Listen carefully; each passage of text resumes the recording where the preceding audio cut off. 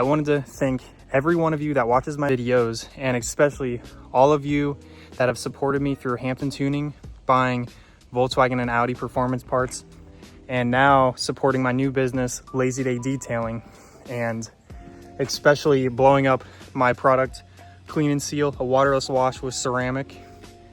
Super easy to use. You just spray it on and wipe it, and then switch to another towel, or just use the backside of your towel, buff it dry, adds a ceramic layer of protection, and it will wipe away streak clean. So yeah, just a little ad there. Sorry about that. You gotta pay for this thing somehow. I think I have a little problem. I got my Audi a friend here.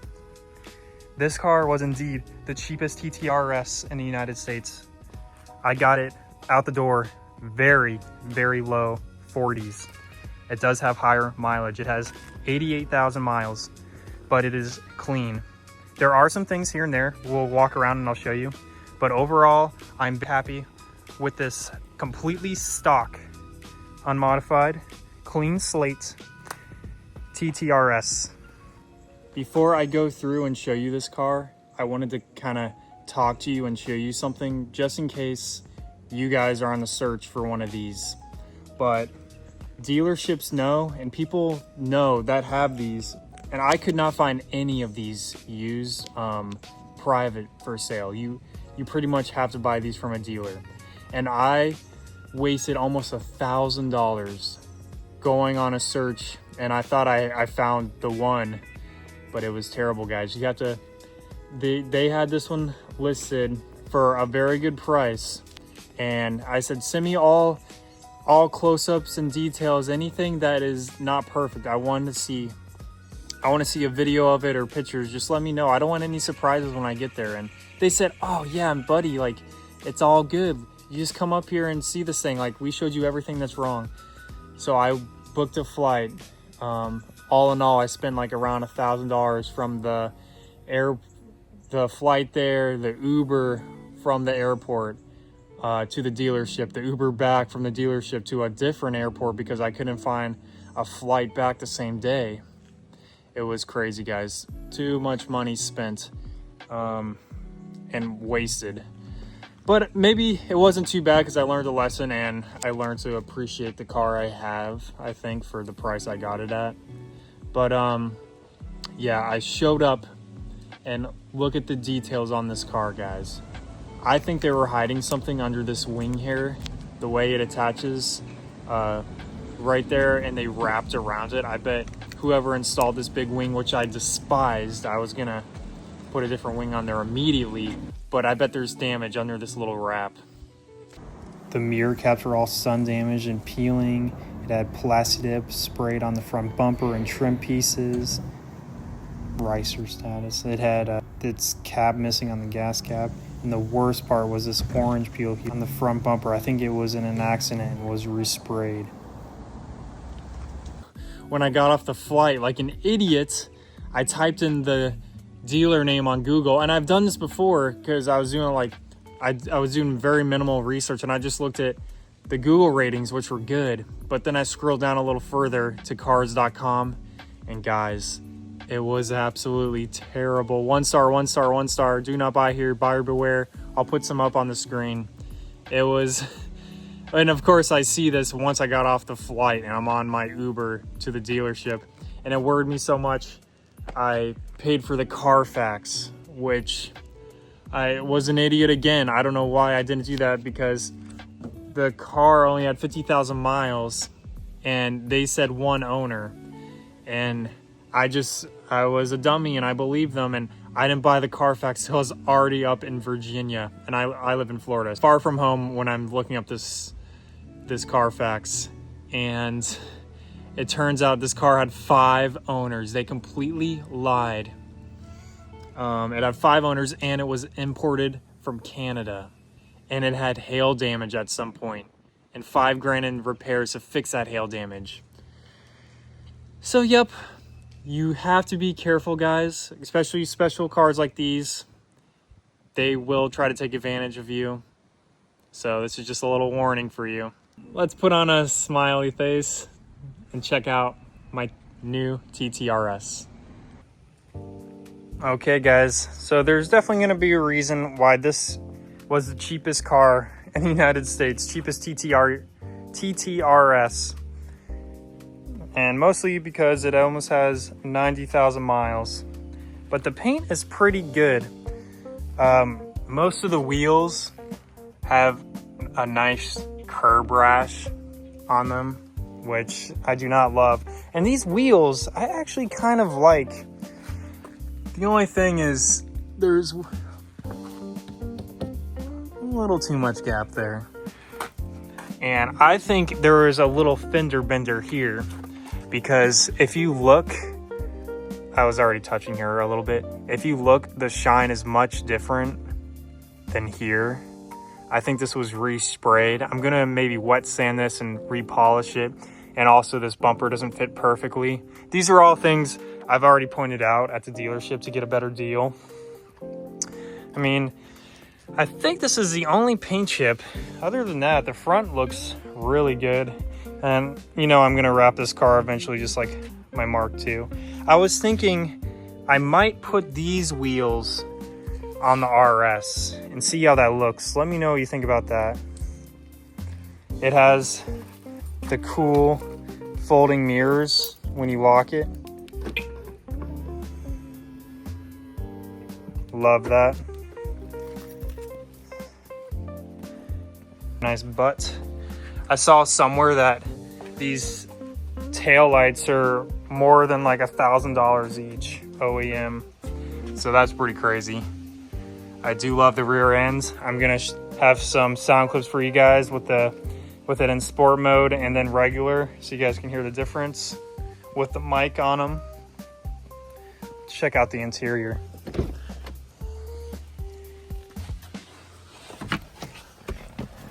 One thing that I was a little thrown off by, and I wasn't sure, was the fact that there's no screen here. It's because it's very driver oriented. It's beeping a bunch. And it just wants everything. Oh my goodness. Sorry about that. It just wants you focused on the dash and the road. But I already did, it's called MIB, More Incredible Bash. I've already done the mod, so I unlocked CarPlay and I updated all the Google Maps. Everything was all outdated, so everything's all updated now. We got nice carbon fiber trim pieces over here. It has Bang and Olufsen audio. Back seats are pretty good condition. It does look like they were slightly used, which is almost impossible because unless you have toothpick legs, I don't know how you're gonna put them back there. I guess a little kid could, maybe. Let's show you guys some sounds, some revs. I'll put the camera back there.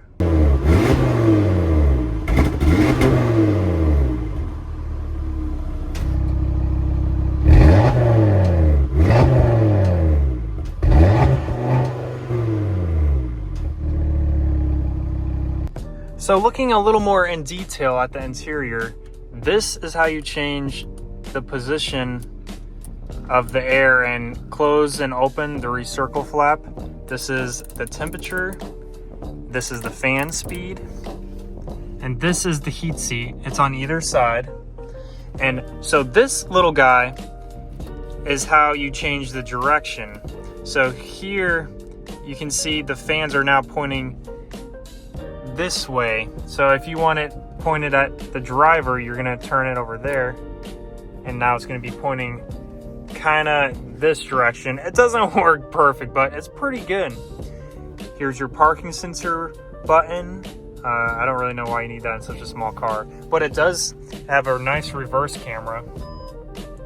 Put in reverse, you see that pops right up. And one thing that's really cool that I had no idea this car had is this button here. It will tighten. I don't even know if you guys will be able to see. Oh, I think you can. It will tighten and loosen the grip on the bolsters.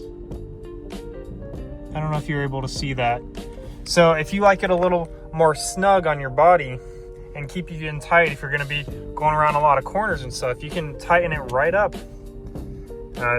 When you're plugged into Apple CarPlay, you hit this button and activates Siri, volume controls, and the infotainment was a little bit hard to get used to, a little difficult, but I mean, a day of driving and it was no problem at all. Plug my iPhone in and record on different cameras so you guys can see what the CarPlay looks like. So I'm on my old Samsung. It definitely doesn't look good as the iPhone, but this is how you're going to control it.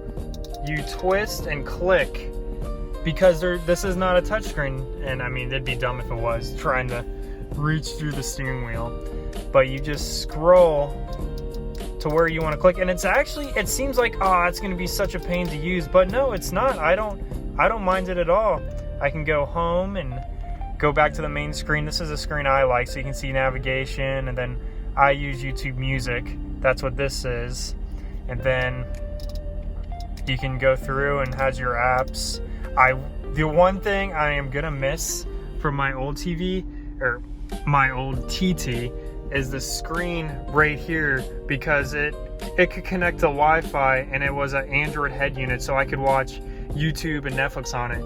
Let me know if you guys know any way I can do it on here. I think I can buy the little box, but every time I see ads on those, it looks like it's super laggy, so I'm not really interested in that. But other than that, I don't mind the CarPlay on here at all, and I don't miss the screen too much, besides my late night drives home from soccer when it's like an hour-long drive. I used to love to watch YouTube and Netflix, or I wouldn't watch, I would more listen, so don't freak out on me, guys. Let's go for a run. Okay guys, driving this car. It drives great. It handles better than on stock position than my Mark II TT does on BC racing coilovers and upgraded sway bars. I mean, that car does almost have 200,000 miles. But yeah, this thing is tight. You can press drive select and it will you can switch between comfort, auto, and dynamic. Comfort, maybe I'll use that on the highway just because, you know, going over all these bumps and stuff, and I want the suspension to be a little softer because this does have the magnetic ride suspension, and I usually just leave it in dynamic most of the time. That puts the sport exhaust on and the tighter suspension for handling.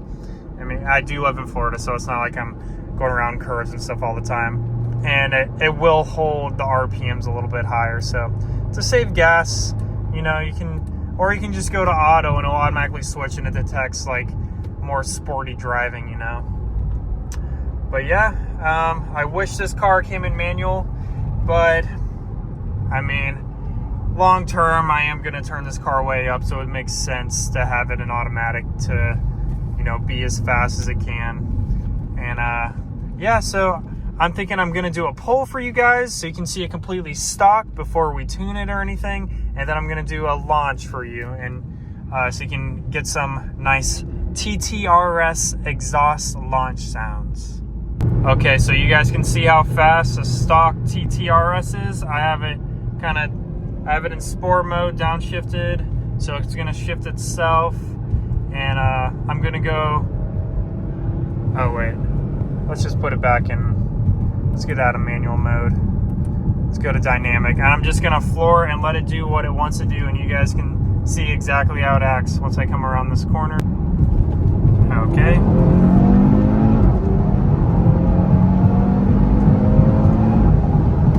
Yep. Good thing we are in Mexico, guys. This car definitely moves pretty well for a stock car. The one I drove in Virginia was stage 2, and I was like, holy crap, this car is fast for just a downpipe, intercooler, and tune. So I'm really excited to see how this car turns out. I haven't done this yet, but I'm pretty sure you just have to have it in dynamic mode with the brake all the way down and then floor it. But it doesn't seem... I'm gonna have to Google this real quick to see how to get it to go into launch control. Okay guys, I figured out all you have to do is turn off traction control first. So I'm gonna do a little inside POV for you, and then I'll put the camera outside so you can see that as well.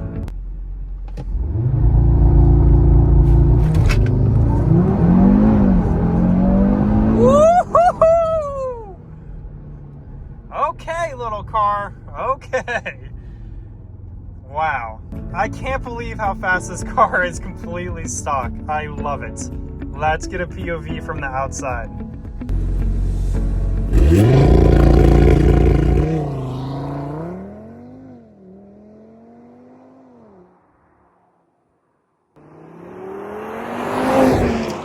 If you're asking me, like, why am I giving up on this car? I'm not. It's just that it's time to move to a newer platform because I need to showcase the parts for the Daza engine and the RS3 and TTRS, because I have so many parts in stock, downpipes, intercoolers, turbos, all those ready to go, and I just needed a platform to install and showcase those on for you.